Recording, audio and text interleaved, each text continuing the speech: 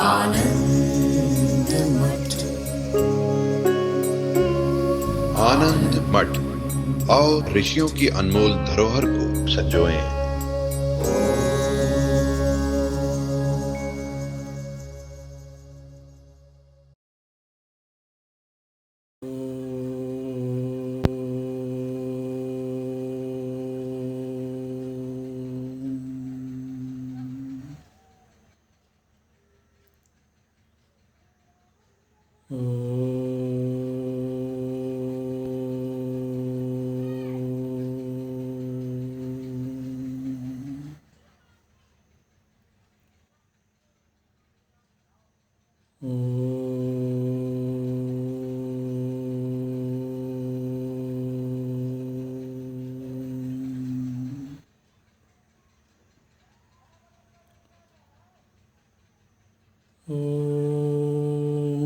भद्रं कर्णेभिः शृणुयाम देवाः, भद्रं पश्येमाक्षभिर्यजत्राः, स्थिरैरङ्गैस्तुष्ट्वागुंसस्तनूभिः व्यशेम देवहितं यदायुः। स्वस्ति न इन्द्रो वृद्धस्रवाः, स्वस्ति नः पूषा विश्ववेदाः, स्वस्ति नस्तार्क्ष्यो अरिष्टनेमिः, स्वस्ति नो बृहस्पतिर्दधातु। ॐ शान्ति शान्ति शान्तिः।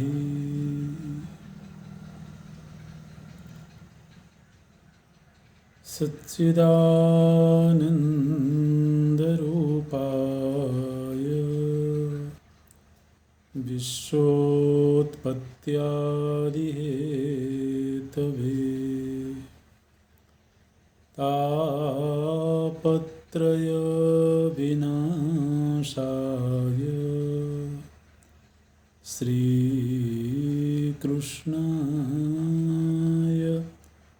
वयं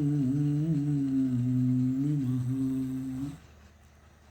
श्रीकृष्णाय वयं नमः। नारायणं नमस्कृत्य नरं चैव नरोत्तमं, देवीं सरस्वतीं व्यासं ततो जयमुदीरयेत्। ततो जयमुदीरयेत्।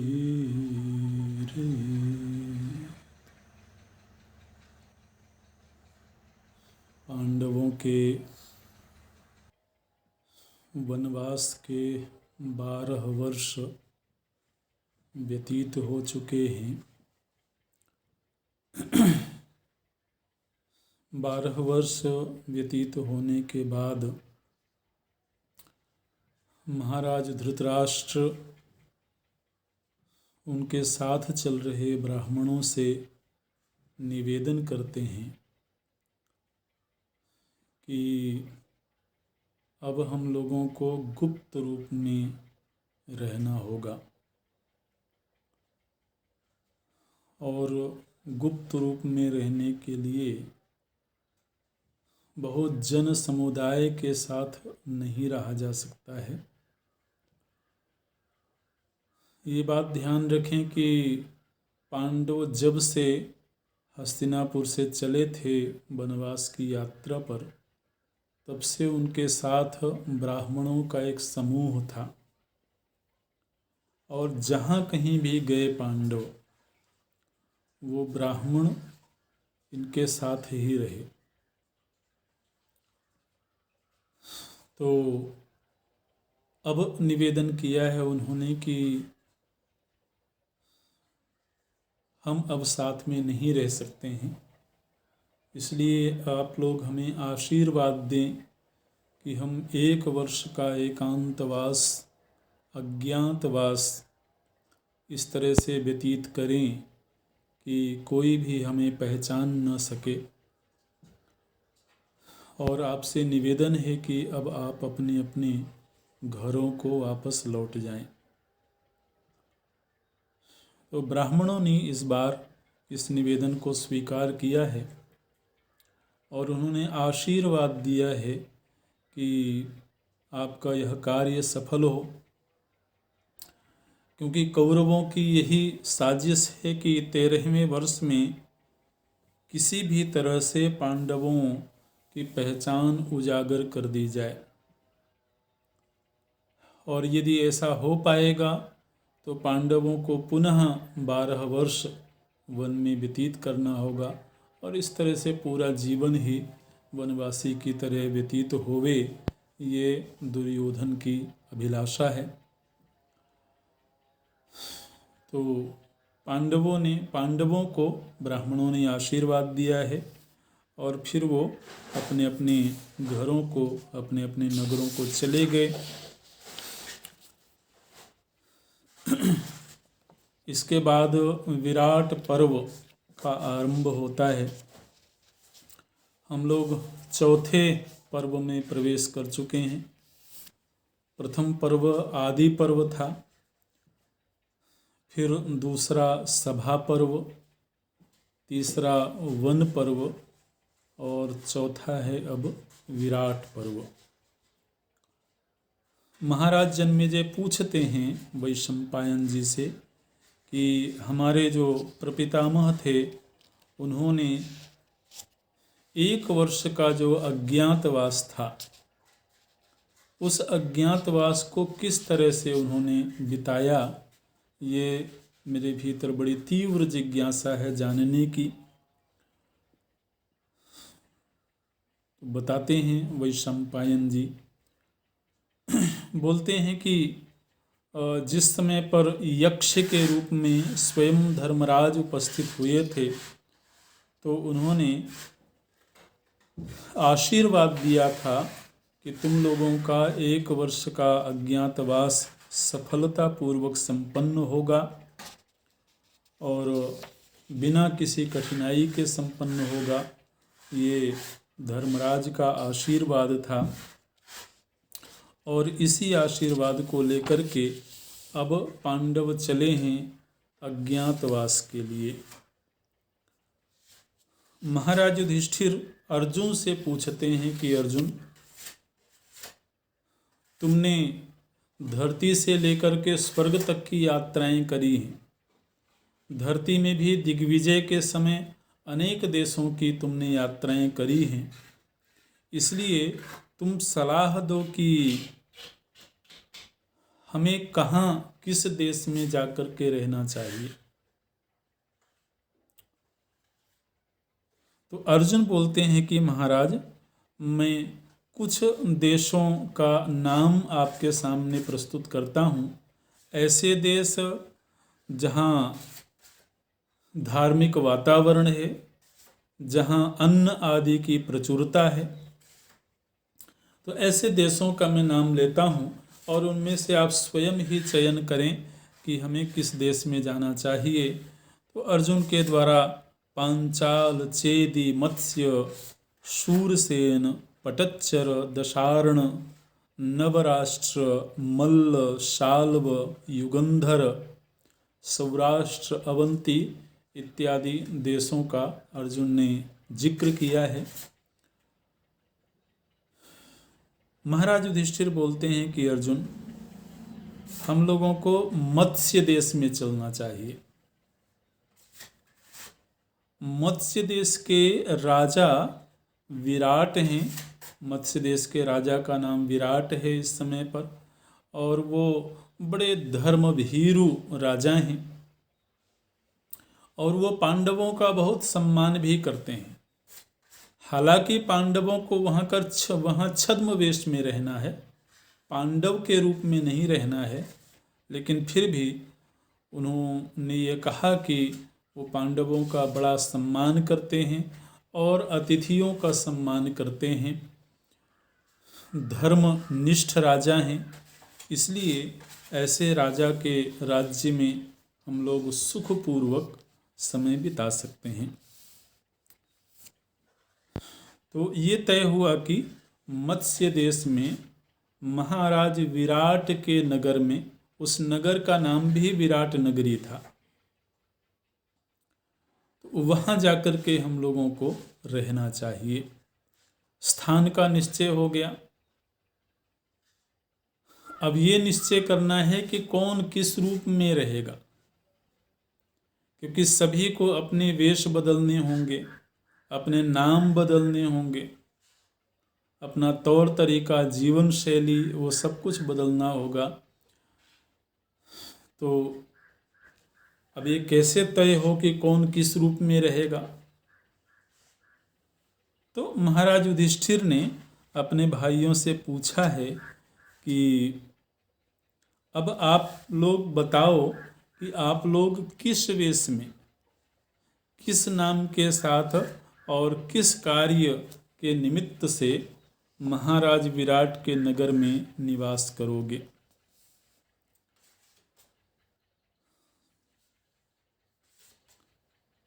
अर्जुन ने कहा कि आप बड़े भ्राता हैं, इसलिए सबसे पहले आप स्वयं ही बताएं कि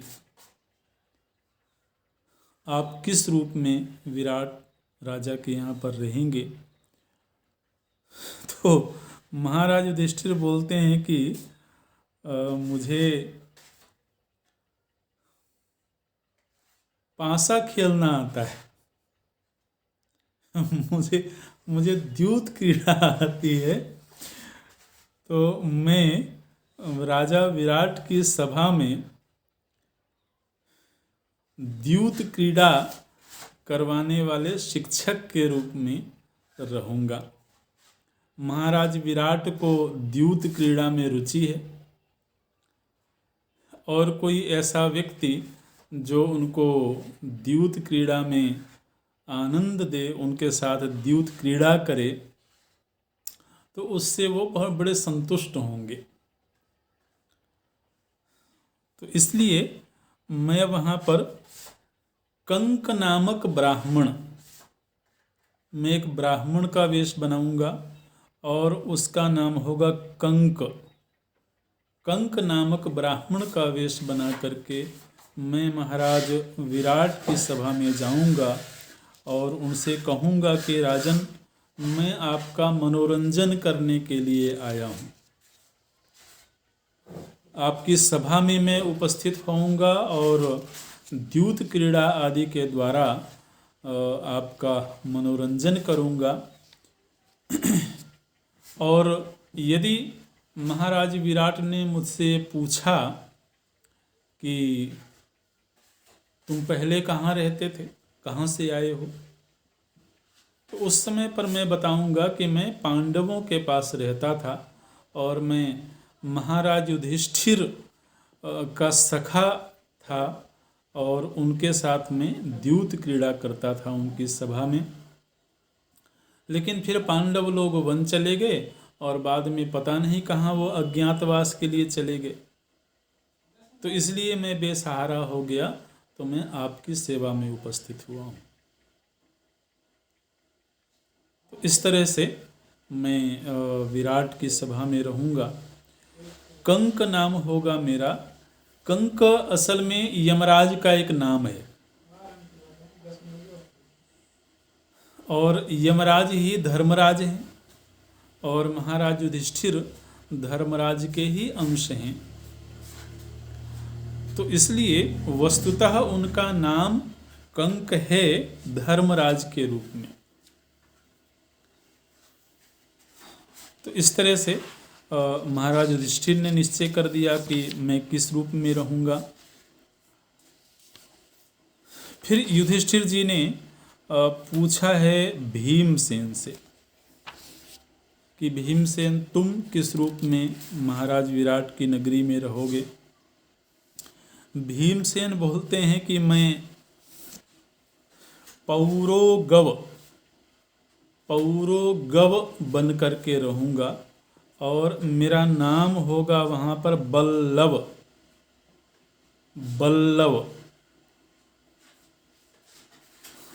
पौरोगव बोलते हैं जो पाकशाला का अध्यक्ष होता है, जो रसोई जहाँ बनती है तो पाकशाला जो होती है उसका जो अध्यक्ष होता है उसको पौरोगव बोलते हैं, और उसी का एक नाम बल्लभ भी होता है।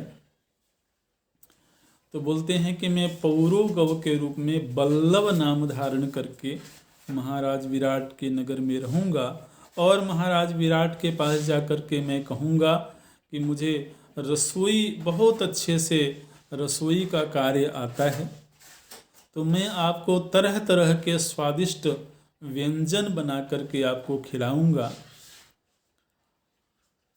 और जब वो पूछेंगे कि तुम पहले कहाँ थे, तब मैं बताऊंगा कि मैं पांडवों के यहाँ पर रसोई का काम करता था, उनके पाकशाला में मैं अध्यक्ष था। जब महाराज युधिष्ठिर विराट वो राजा बने थे उस समय मैं उनके पाकशाला का कार्य करता था। तो इस तरह से मैं महाराज विराट के यहाँ रसोइया बन करके रहूँगा। और इतना ही नहीं, मुझको मल्ल कार्य भी आता है। तो जब उनके यहाँ कभी मल्ल युद्ध होगा तो उस समय भी मैं मल्लों का अधिपति बन करके रहूँगा।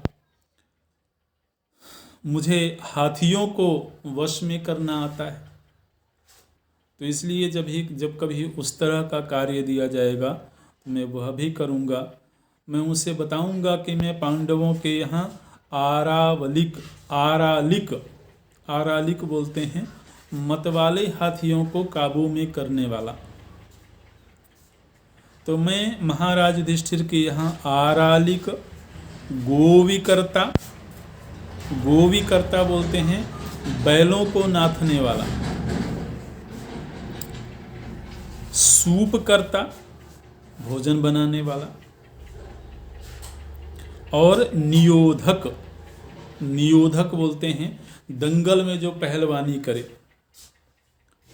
तो ये कार्य में महाराज युधिष्ठिर के यहाँ किया करता था, और आप मुझे शरण देंगे तो आपके यहाँ भी मैं यही कार्य करूँगा। ये जो पौरोगव उन्होंने बोला है, तो असल में पुरोगु ये वायु का एक नाम है, और भीम वायुपुत्र हैं, वायु के अंश हैं।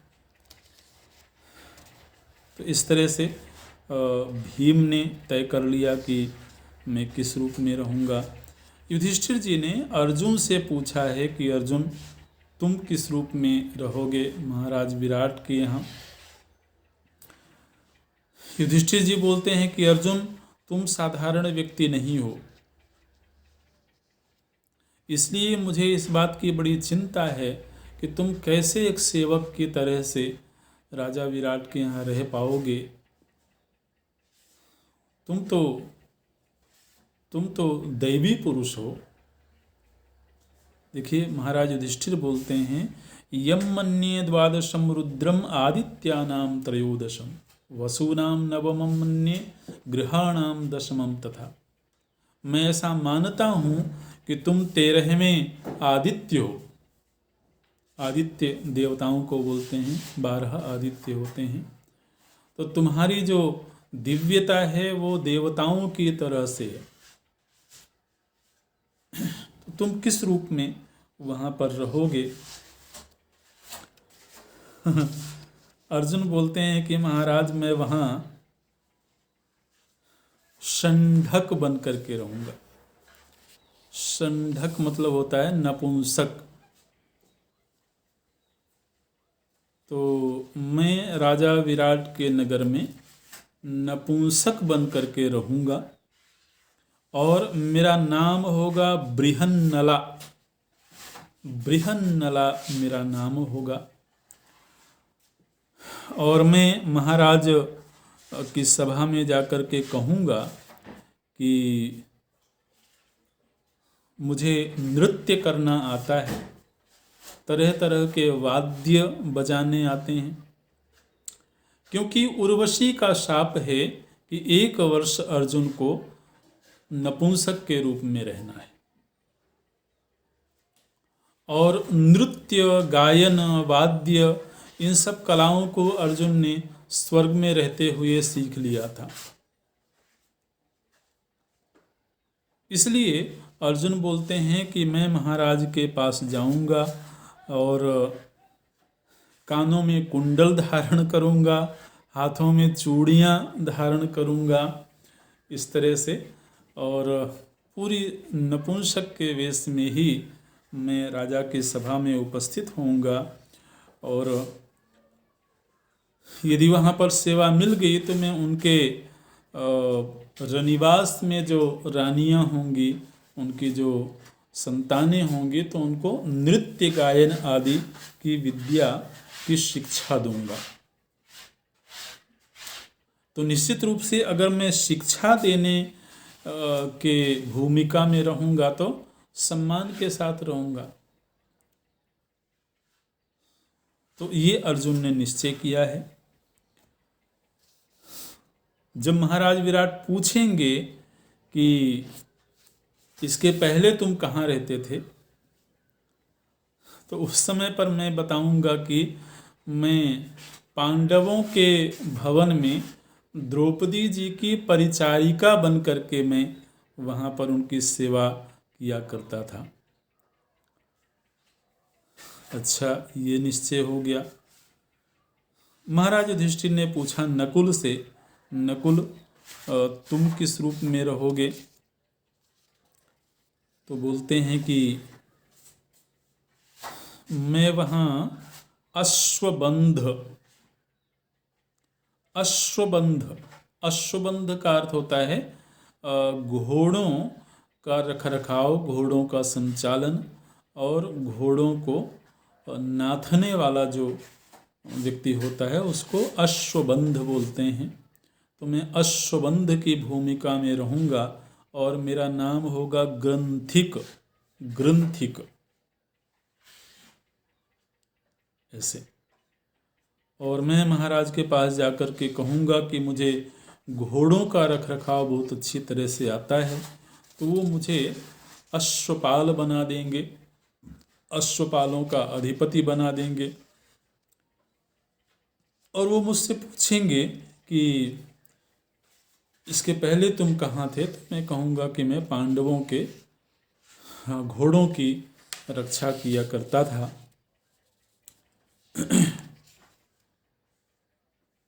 तो नकुल का निश्चय हो गया। उन्होंने कहा कि मैं अपना नाम ग्रंथिक रखूंगा। ये ग्रंथिक जो है ये अश्विनी कुमारों का भी नाम है और अश्विनी कुमार के ही अंश हैं नकुल। तो ये निश्चय हुआ। सहदेव जी से पूछा गया कि आप किस रूप में रहेंगे, तो बोलते हैं कि मैं गो सेवक के रूप में,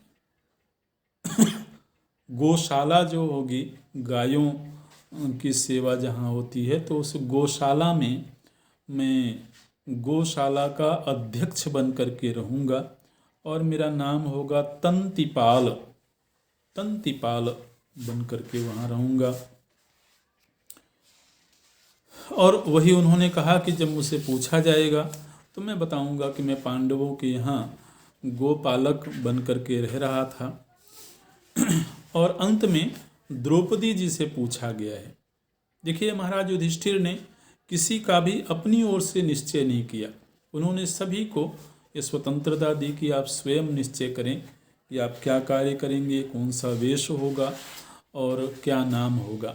द्रौपदी जी से जब पूछा गया है तो द्रौपदी जी ने कहा कि मैं सैरंध्री, सैरंध्री बन करके वहाँ पर रहूँगी और मैं बताऊँगी कि मुझे बाल संवारने का कार्य बहुत अच्छा आता है। सईरंध्री मतलब जो बाल संवारने का कार्य जानती हो। तो मैं महाराज विराट के जो रानी हैं तो उनकी रानी के संरक्षण में रहूँगी और उनके बालों की साज संवार मैं करूँगी इस तरह से। और जब मुझसे पूछा जाएगा तो उस समय मैं कहूँगी कि मैं पांडवों के भवन में द्रौपदी जी की परिचारिका बन करके मैं रहती थी, लेकिन अब पांडवों का कुछ पता नहीं है, वो कहाँ चले गए हैं, तो इसलिए मैं आपकी सेवा में रहना चाहती हूँ। तो ये निश्चय हो गया।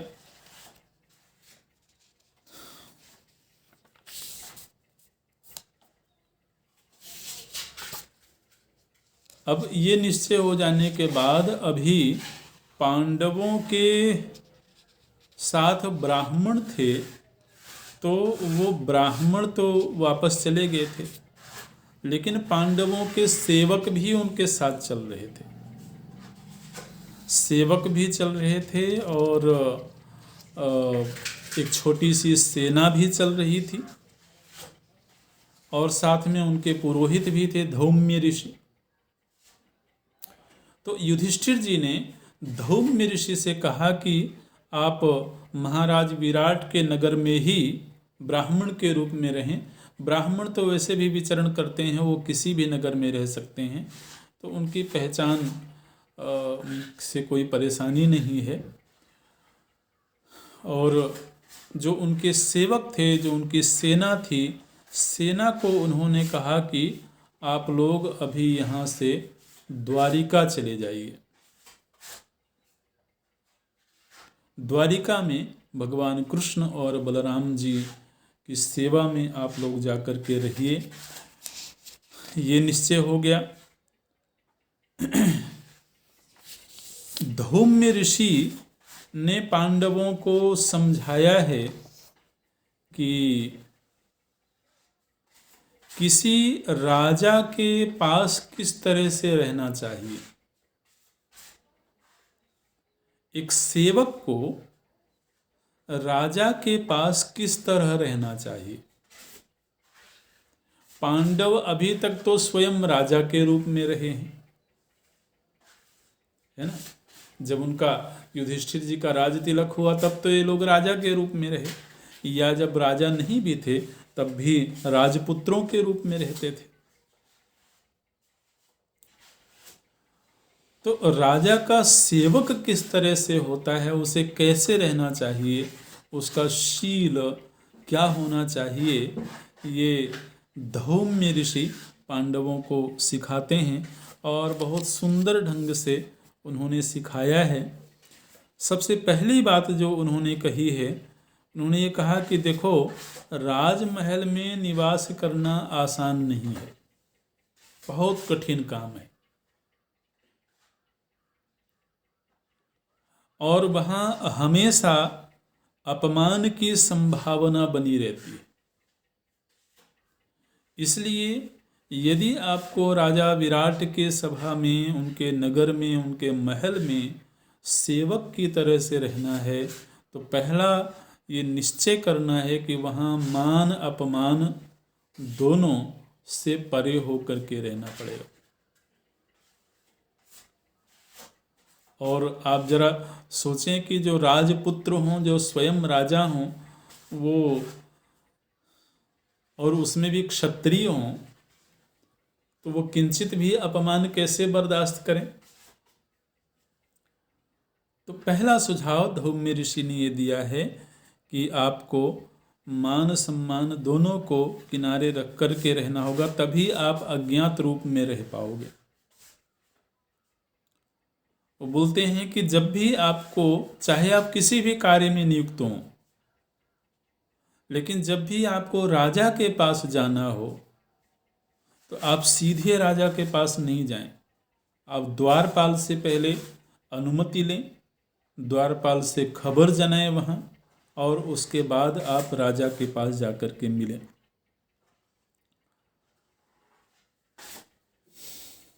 राजा चाहे उसका कितना ही निजी सेवक क्यों ना हो, लेकिन राजा ऐसा होता है जो किसी भी सेवक के ऊपर 100% विश्वास नहीं करता है। और ये बात आप लोगों को पहले से ही जानते रहना होगा।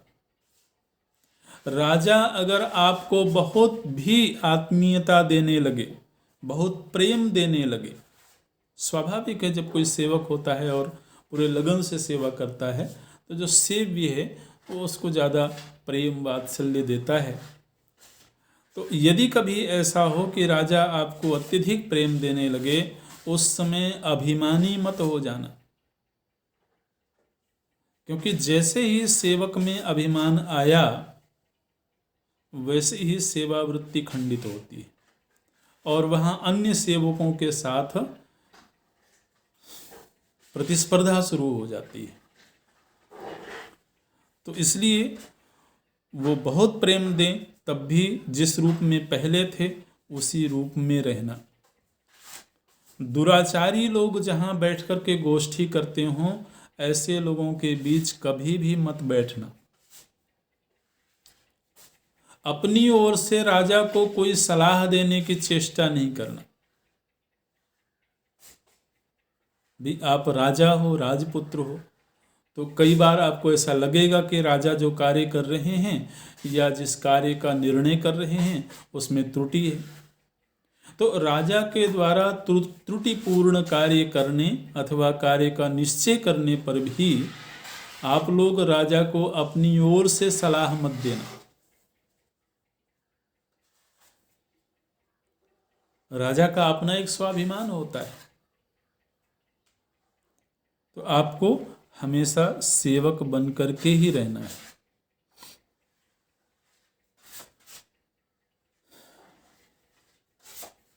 मंत्री जो होंगे राजा के, वो यदि मिथ्यावादी भी हों तब भी उनका कभी प्रतिवाद मत करना।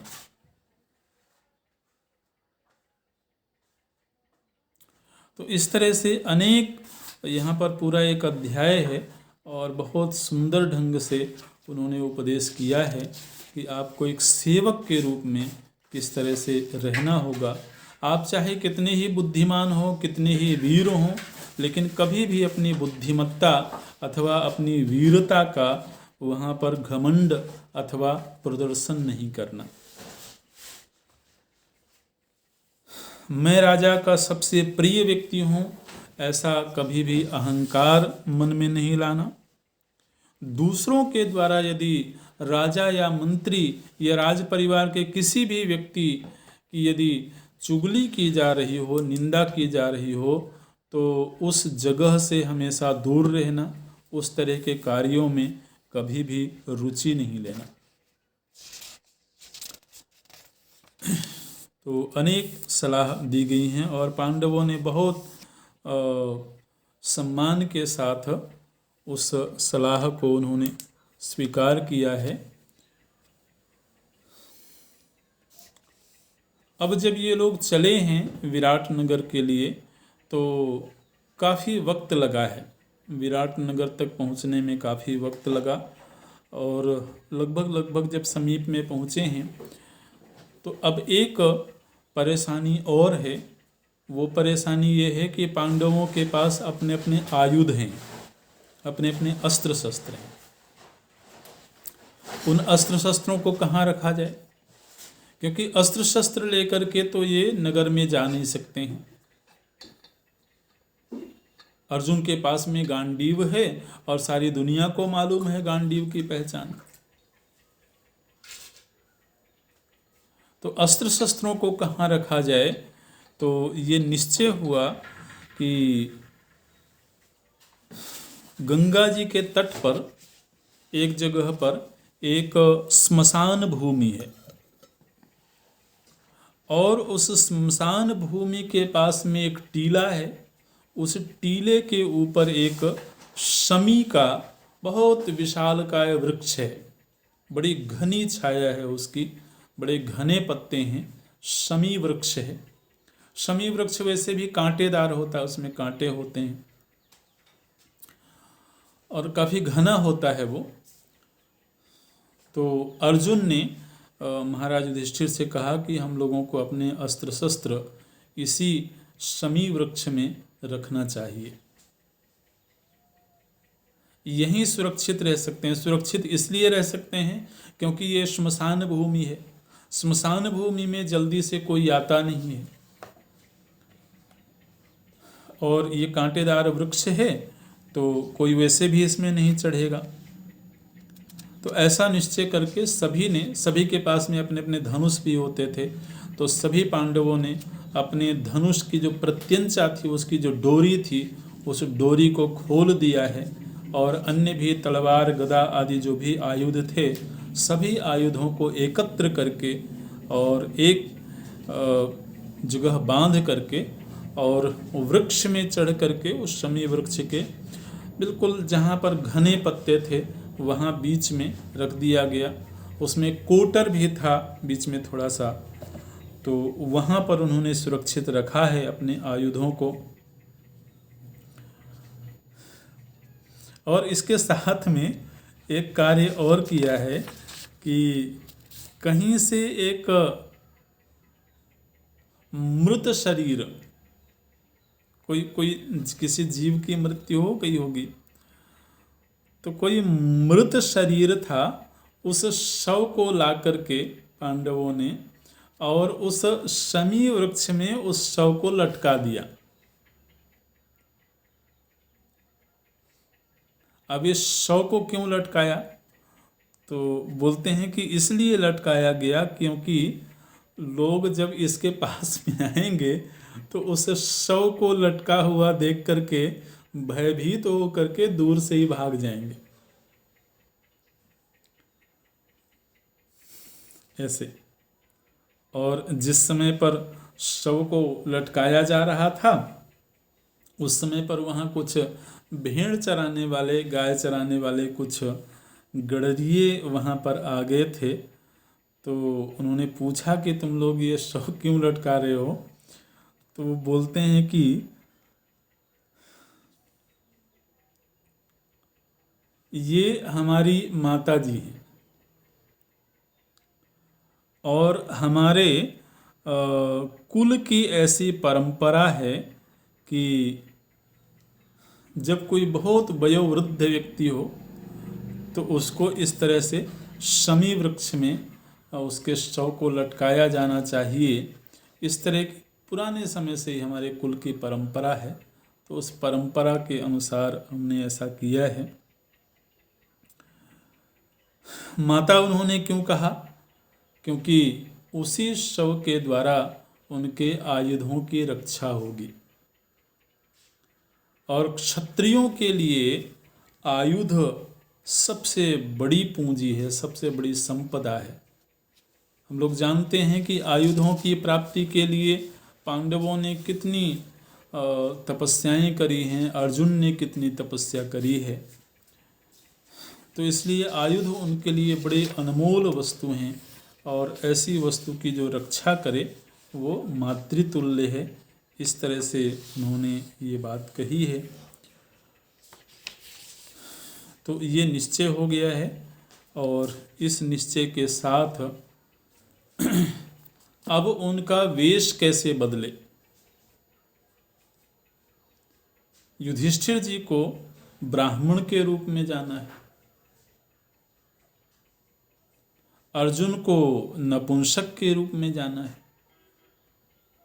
तो उनको उस तरह के वस्त्र, उस तरह के आभूषण, ये सब कैसे प्राप्त हों और उनका शरीर भी, उनका चेहरा भी कैसे बदल जाए ताकि लोग पहचान न सकें। तो उसके लिए महाराज युधिष्ठिर ने धर्मराज का स्मरण किया है, धर्मराज की स्तुति करी है और स्तुति करके उन्होंने प्रार्थना करी है कि आप कृपा करें कि हमारे वेश बदल जाएं, हमारा रूप बदल जाए। और धर्मराज के अनुग्रह से उन सभी ने जो निश्चय किया था उसी तरह के उनके वेश हो गए। जाते जाते उन्होंने दुर्गा जी का स्तवन किया है, माता दुर्गा की स्तुति करी है उन्होंने, महाराज युधिष्ठिर ने, और बहुत सुंदर स्तुति की गई है। बोलते हैं, यशोदा गर्भ संभूताम नारायण वर प्रियाम नंद गोपकुले जाताम मंगल्याम कुलवर्धिनीम कंस विद्रावण करीम असुराणाम क्षयंकरीम शिलातट विनिक्षिप्ताम आकाशम प्रति गामिनीम। माता दुर्गा जी ही यशोदा जी के यहाँ पर पैदा हुई थी। जब भगवान कृष्ण को लेकर के वसुदेव जी नंद बाबा के भवन में गए थे, उस समय यशोदा जी के गर्भ से एक बालिका का जन्म हुआ था। वो बालिका स्वयं जगत जननी दुर्गा जी थी, जिनको लेकर के वसुदेव जी आए थे और फिर कंस ने उनको पटकने की चेष्टा करी थी, लेकिन वो आकाश में चली गई थी महामाया के रूप में। तो उस रूप का स्मरण करते हैं और दुर्गा जी ने प्रत्यक्ष उपस्थित होकर के महाराज युधिष्ठिर को आशीर्वाद दिया है और उनको कहा है कि तुम लोग सुरक्षित 1 वर्ष रहोगे, ये मेरा आशीर्वाद है, और 1 वर्ष बाद तुम लोग युद्ध के द्वारा अपने राज्य को, अपने अधिकार को प्राप्त करोगे, ये आशीर्वाद दिया गया है। और फिर एक एक करके विराट नगरी में ये लोग पहुंच चुके थे। एक एक करके ये लोग महाराज विराट के पास जाते हैं। सबसे पहले महाराज युधिष्ठिर गए हैं और इस समय पर महाराज युधिष्ठिर का वेश एक ब्राह्मण का वेश हो चुका था। हालांकि ब्राह्मण वेश होने पर भी उनका शरीर पूरी तरह से नहीं बदला था। तो जब ये महाराज विराट की सभा में गए, महाराज विराट अपने मंत्रियों के साथ मंत्रणा कर रहे थे और जब द्वारपालों ने इनको महाराज के सम्मुख उपस्थित किया तो बड़ी देर तक तो महाराज विराट इनको देखते रह गए, क्योंकि इनके शरीर का गठन, इनके शरीर की दिव्यता बड़ी अद्भुत थी। स्वयं धर्मराज ही हैं। तो विराट बड़ी देर तक पूछते रह गए और वो देखते रह गए और फिर उन्होंने पूछा कि ऐसे अनुपम पुरुष का कहाँ से आगमन हुआ है और इसके पहले हमने आपको कभी नहीं देखा है। युधिष्ठिर जी बोलते हैं कि महाराज, मैं कंक नाम का ब्राह्मण हूँ और मैं आपकी सेवा में उपस्थित हुआ हूँ। मुझे द्यूत क्रीड़ा का ज्ञान है, तो मैं आपकी सभा में रह करके और आपकी द्यूत क्रीड़ा में आपका सहभागी बनूंगा।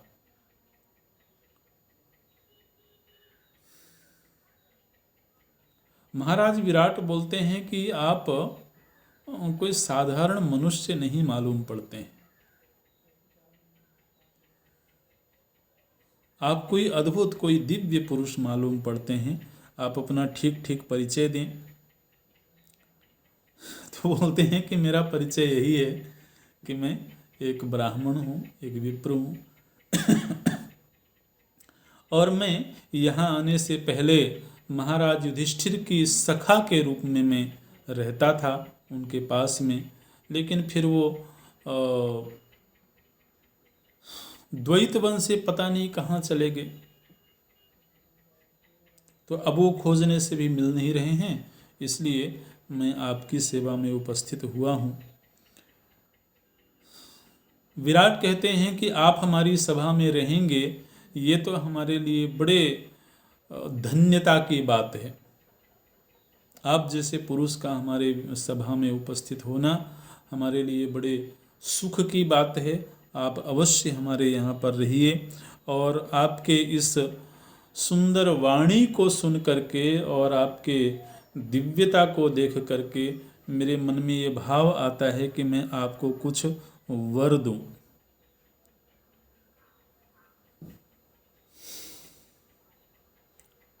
युधिष्ठिर जी ने कहा है कि यदि महाराज आप मुझको वर देना चाहते हैं तो मैं आपसे ये मांगता हूँ कि किसी भी हीन वर्ण के व्यक्ति के साथ मेरा विवाद नहीं होना चाहिए। कोई हीन स्वभाव का, हीन वर्ण का व्यक्ति हो तो अगर उसके साथ कोई विवाद की संभावना बने तो आप तुरंत उसमें रोक लगाएंगे। ऐसा ना होवे और मैं सखा के रूप में ही रहना पसंद करूँगा। तो महाराज विराट ने कहा कि हम भी आप जैसे सखा को पाकर के धन्य हो जाएंगे, तो आप मेरे सखा की तरह से मेरी सभा में विराजमान होंगे और आपको वो सारा सम्मान प्राप्त होगा जिसके आप अधिकारी हैं। तो इस तरह से युधिष्ठिर जी वहाँ रहने लगे। उनके बाद में गए हैं भीमसेन, और भीमसेन जब गए तो उनका शरीर, उनका शरीर की आकृति ही अद्भुत थी। महाराज विराट ने पूछा कि ऐसे अद्भुत पुरुष का कहाँ से आगमन हुआ है? तो भीमसेन ने बताया कि मैं पाक कला में पारंगत हूँ और मैं पांडवों की सेवा में नियुक्त था, लेकिन किसी वजह से अब वो दूर हो गए हैं, तो मैं बल्लभ नाम का रसोइया हूँ। मैं आपके यहाँ पर पाक सेवा में नियुक्त होना चाहता हूँ और मैं आपको वचन देता हूँ कि आपको स्वादिष्ट से स्वादिष्ट व्यंजन आपको खिलाऊंगा। तो महाराज विराट ने उन्हें भी स्वीकार कर लिया है, रख लिया है।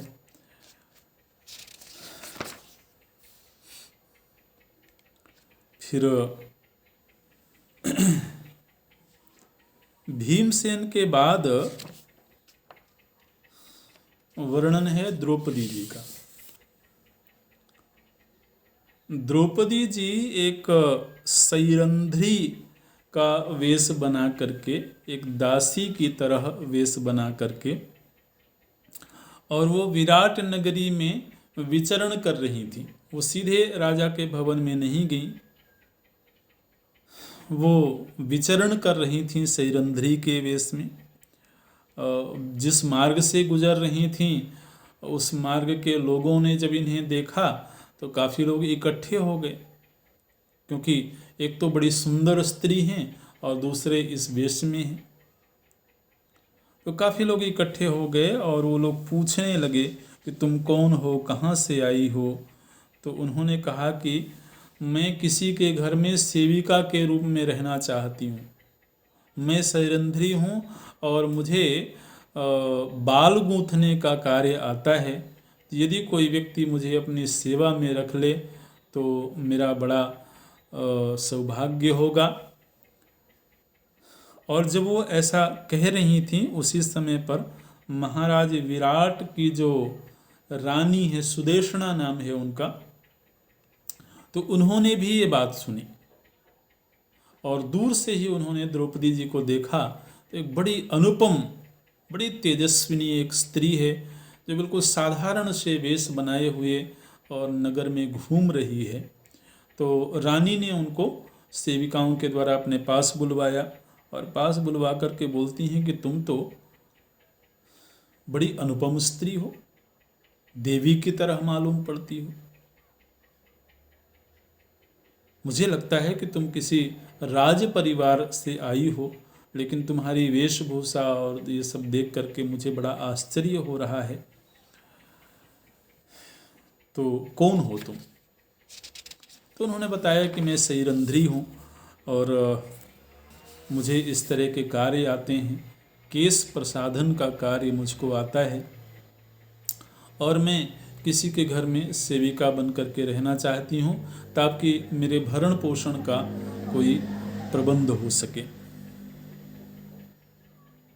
इसके पहले मैं भगवान कृष्ण की जो प्यारी पत्नी है सत्यभामा, और पांडवों की जो धर्मपत्नी हैं द्रौपदी, उनकी सेवा में भी मैं पहले रही हूँ। तो यदि आप मुझे सेवा में रख लें तो मुझे बड़ी प्रसन्नता होगी। रानी बोलती हैं, सुदेशना बोलती हैं कि मैं तुम्हें अवश्य रख लूं, लेकिन मेरी एक बड़ी भारी चिंता है। वो चिंता क्या है? तुम इतनी सुंदर हो कि कोई भी पुरुष तुम्हें देख करके तुम्हारे ऊपर मोहित हो सकता है। और यदि हमारे जो राजा हैं विराट, अगर उन्होंने तुम्हारे सौंदर्य को देख लिया तो मुझे ये बिल्कुल आशंका है कि फिर वो मेरा त्याग करके और तुम्हारा वर्ण कर लेंगे। तो इस बात का मुझे भय है। अगर यह भय किसी तरह से दूर हो जाए तो मैं अवश्य तुम्हें अपने यहाँ रखना पसंद करूँगी। द्रौपदी जी बोलती हैं कि रानी,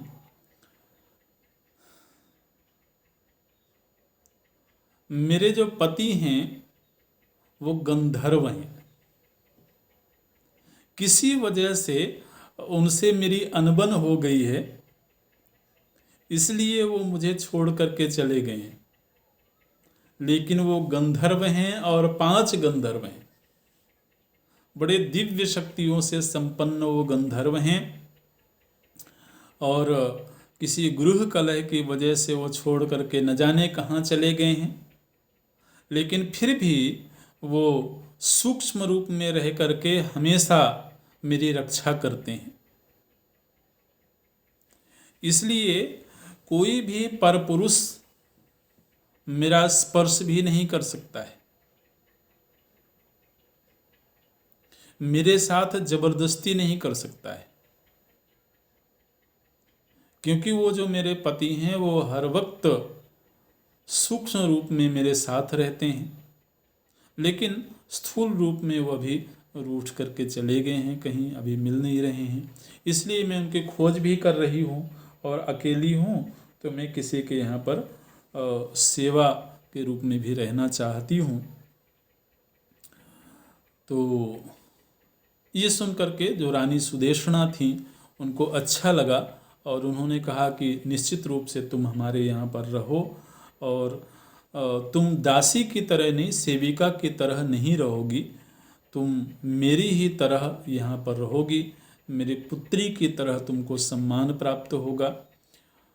और यहाँ पर उन्होंने कहा कि मैं अवश्य आपके यहाँ पर रहूँगी, लेकिन मेरी ये शर्त है कि मैं किसी का भी जूठन नहीं खाऊंगी और किसी के भी चरण का स्पर्श नहीं करूँगी। इस तरह से तो इस शर्त को मान लिया गया और फिर द्रौपदी जी वहाँ पर सैरंध्री के रूप में रहने लगी हैं। ओम अभी यहीं पूरा करते हैं। ओम पूर्णमदः पूर्णमिदं पूर्णात् पूर्णमुदच्यते पूर्णस्य पूर्णमादाय पूर्णमेवावशिष्यते। ओम शांति शांति शांति। हरि ओम। श्री गुरुभ्यो नमः। हरि ओम।